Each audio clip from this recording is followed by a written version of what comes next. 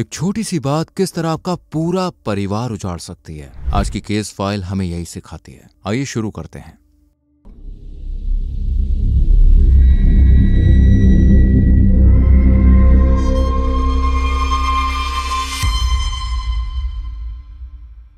दोस्तों, ये case file है भारत के सबसे ज्यादा आबादी वाले राज्य उत्तर प्रदेश की, जहां बागपत का एक थाना लगता है दोघट, और इसी दोघट थाना क्षेत्र में एक गांव बसता है जिसका नाम है गांगनौली। हर रोज की तरह गांगनौली के लोग अपने अपने काम में व्यस्त थे।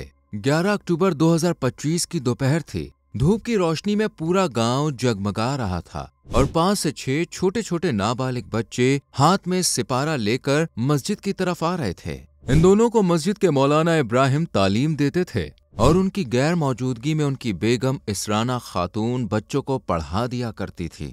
मौलाना के परिवार में उनकी पत्नी इसराना, 2 बेटियां सोफिया और सुमैया थी, और ये पूरी फैमिली मस्जिद के ऊपर फ्लोर पर बने कमरे में रहती थी और सब लोग इस परिवार की बहुत इज्जत और एहतराम करते थे।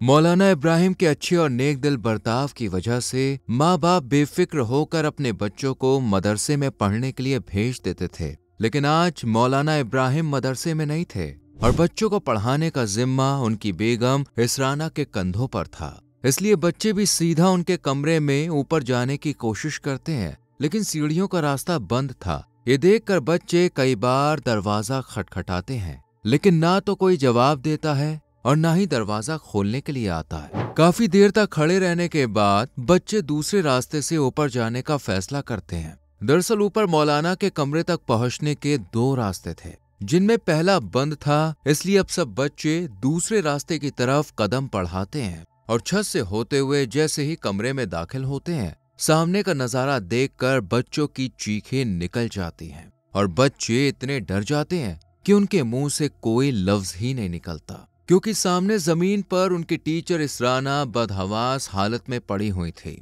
शरीर पर कई गहरे जख्म थे जिनसे खून का रिसाव हो रहा था।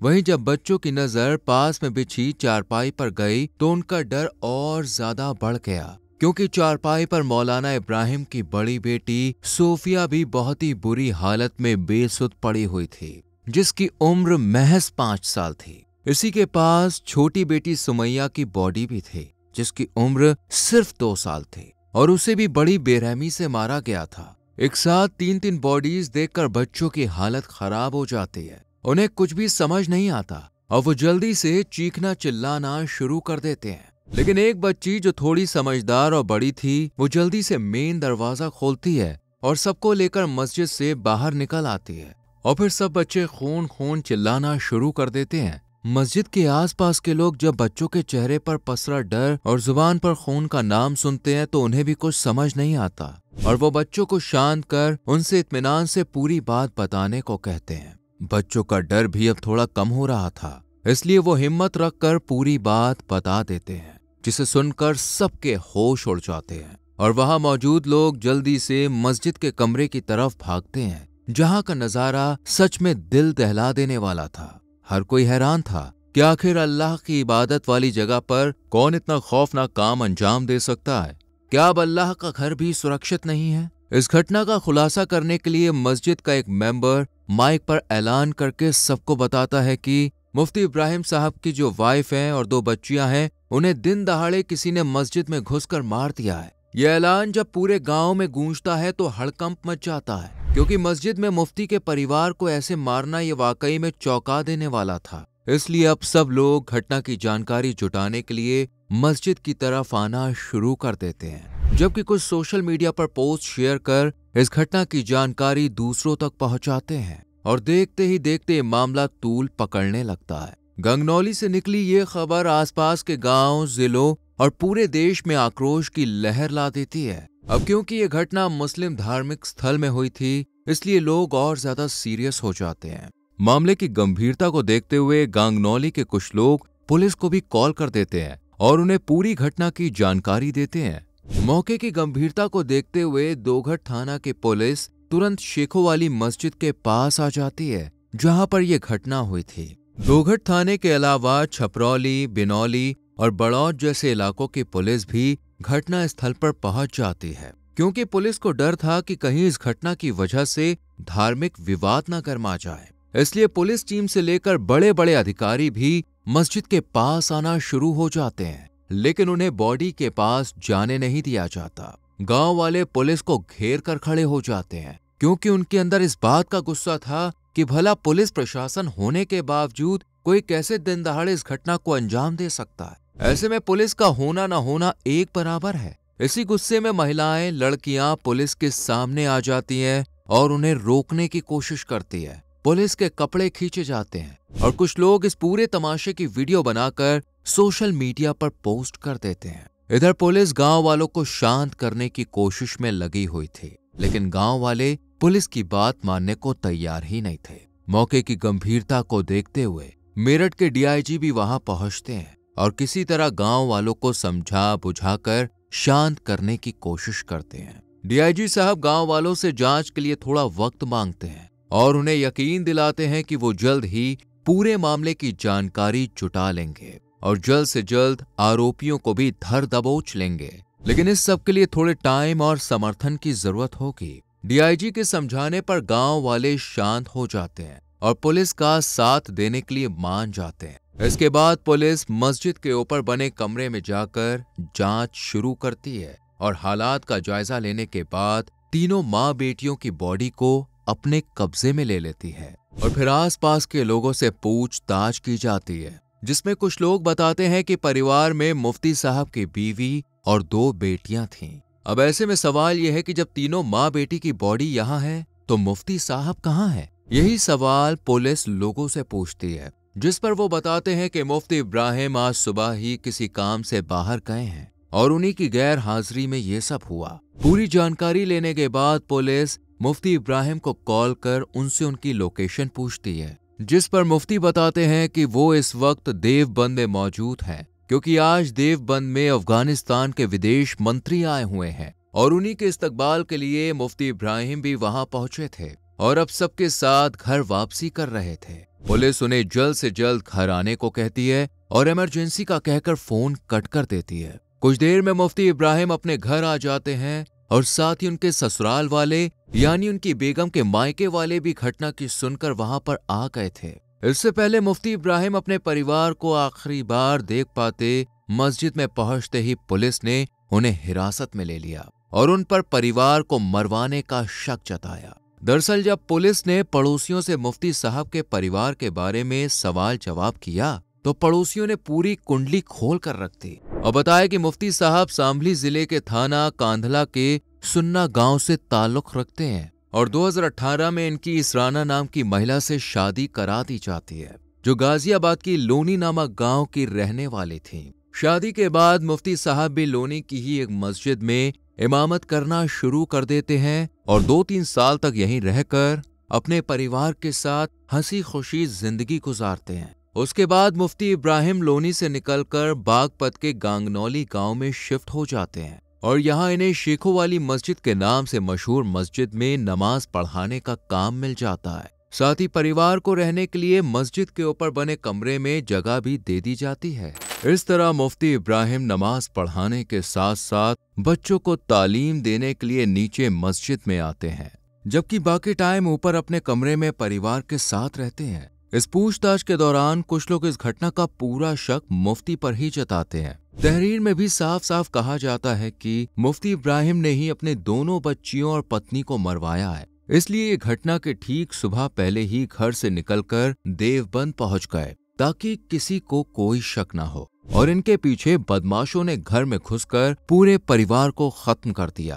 अब क्योंकि सिचुएशन ऐसी थी तो पुलिस की शक की सुई भी मुफ्ती की तरफ घूम गई और जैसे ही मुफ्ती इब्राहिम घर आए पुलिस ने उन्हें पकड़ लिया। हालांकि मुफ्ती इब्राहिम को कुछ भी समझ नहीं आया कि उन्हें निशाने पर क्यों लिया जा रहा है। मुफ्ती इब्राहिम ने अपनी बेगुनाही साबित करने की कोशिश की और साथ ही कुछ पड़ोसियों ने भी उन्हें पूरा सपोर्ट किया, क्योंकि उन्हें यकीन था कि मुफ्ती साहब ऐसा नहीं कर सकते। इसलिए भीड़ ने पुलिस के खिलाफ रुख अपनाना शुरू कर दिया। मुफ्ती इब्राहिम को थाने में ले जाने से रोका जाने लगा और देखते ही देखते माहौल बेकाबू होने लगा, जिसे काबू करने के लिए पुलिस ने भीड़ की बात मान ली और सच जानने में जुट गई। पुलिस ने सबसे पहले मुफ्ती इब्राहिम का कॉल डेटा रिकॉर्ड खंगाला, जिससे उनकी लास्ट लोकेशन कॉल के बारे में पता चल सके।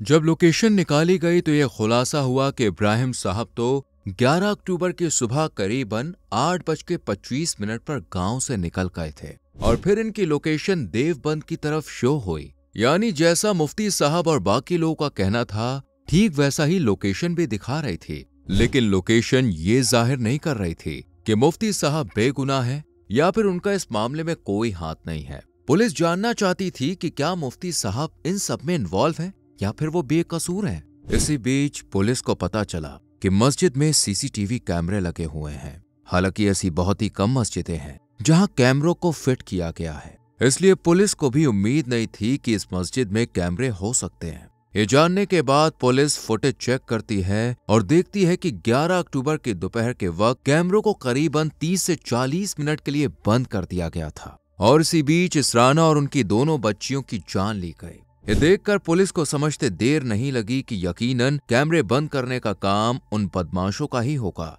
जो जानते थे कि पुलिस सीसीटीवी कैमरों को जरूर चेक करेगी और उनका फंसना तय है। इसलिए उन्होंने कैमरे बंद करके खुद को बचाने की कोशिश की। इस 30 मिनट की रिकॉर्डिंग के अलावा उससे पहले के फुटेज भी मौजूद थे, जिसे पुलिस ने बहुत ही बारीकी से जांचा और देखा कि घटना से ठीक पहले एक 16 साल का लड़का मस्जिद में आया था और लगभग 14 मिनट तक वो मस्जिद में रहा। इस वक्त मस्जिद में ना तो नमाजी थे और ना ही सिपारा पढ़ने वाले बच्चे, क्योंकि हर किसी को पता था कि मुफ्ती इब्राहिम देवबंद गए हैं। इसलिए मौलाना साहब ने पहले ही सबसे अपने अपने घर पर नमाज पढ़ने को कहा था। तो फिर ये लड़का मस्जिद में क्यों आया? इस सवाल का जवाब जानने के लिए पुलिस फुटेज को और गहराई से देखती है और पता चलता है कि जिस वक्त ये लड़का मस्जिद में आया था उस वक्त 11:30 बज रहे थे। 14 मिनट रुकने के बाद ये लड़का मस्जिद से बाहर निकल जाता है और कुछ देर बाद फिर से मस्जिद में वापसी करता है और सीधा उस रूम की तरफ कदम बढ़ाता है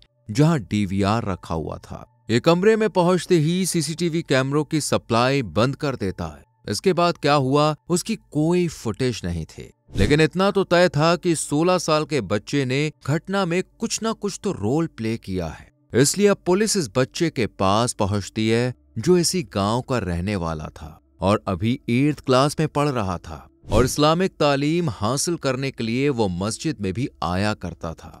पुलिस बच्चे को हिरासत में लेकर उससे पूछताछ करके जानने की कोशिश करती है कि आखिर वो मस्जिद में क्यों आया था और उसने कैमरे क्यों बंद किए थे। ये सुनकर लड़का कहता है कि मैं तो बस ऐसे ही आया था। पुलिस उससे बहुत ही नरमी से पूछताछ करती है, लेकिन जब लड़का पुलिस की बातों को नजरअंदाज करने की कोशिश करता है तो फिर पुलिस अपने असली रूप में आकर उससे अच्छी तरह से सख्त लहजे में इन्वेस्टिगेशन करती है और पुलिस के हाथ में डंडा देखते ही लड़का रट्टू तोते की तरह पूरा राज खोलना शुरू कर देता है और अपने एक दोस्त जिसकी उम्र करीब 14-15 साल है उसका नाम रिवील करता है। वो लड़का भी इसी लड़के के साथ स्कूल जाता और दोनों साथ में मस्जिद भी सिपारा पढ़ने आया करते थे। कभी मुफ्ती इब्राहिम उन्हें पढ़ाते तो कभी उनकी बेगम।